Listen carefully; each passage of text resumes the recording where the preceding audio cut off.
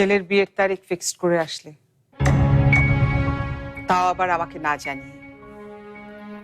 আমাকে লুকানোর কি দরকার ছিল আজগর? বিরক্ত হচ্ছে আমার কথা না? ভাবছো এরই মধ্যে আমি কিভাবে টের পেলাম? আমার ছেলেটা তোমার মতো হয়নি আজগর। সে আমাকে সব বলে দিয়েছে। সে আমাকে এও বলেছে তুমি তাকে কিভাবে ইমোশনাল ব্ল্যাকমেইল করছো। রাশিদা, আমার মনে হয় না এসব নিয়ে আর কোনো কথা বলা আছে। অবশ্যই আছে।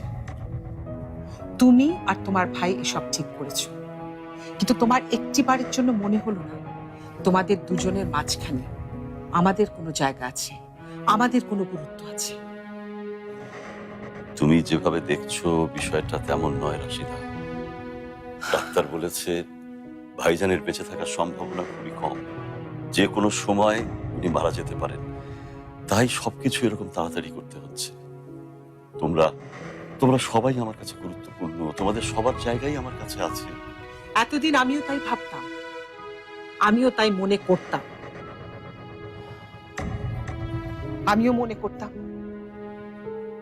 আমি আমার ছেলে তোমার জীবনের একটা অংশ। আমরা তোমার জীবনটা ভরিয়ে রেখেছি,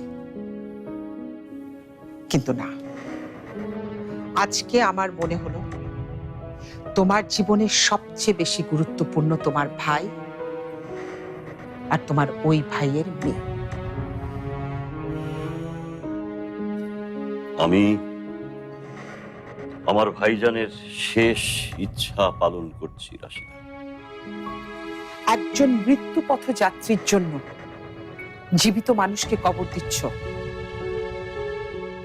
একজন মরতে যাওয়া মানুষের জন্য জীবিত মানুষ, তাও আবার নিজের ছেলের জীবন নষ্ট করছো। এটাই তোমার বিচার? এটাই তোমার বিবেক? কারো জীবনই আমি নষ্ট করছি না রাশিদা। তুমি তোমার ভাইয়ের প্রেমে অন্ধ হয়ে গেছো, তাই কিচ্ছু দেখছো না। তুমি আসলেই তোমার ছেলের জীবনটা নষ্ট করছো। নিজের ইচ্ছার জন্য, নিজের জেদের জন্য আমার ছেলের আশা, আনন্দ, ইচ্ছা সব ধুলায় মিশিয়ে দিচ্ছ। ঝুমুরের সাথে ফারহানের বিয়ে হলে ওর জীবন কখনো নষ্ট হবে না রাশিদা। ঝুমুর খুব ভালো মেয়ে, তাই? ভাইজান ওকে খুব ভালোভাবে মানুষ করেছে। আচ্ছা,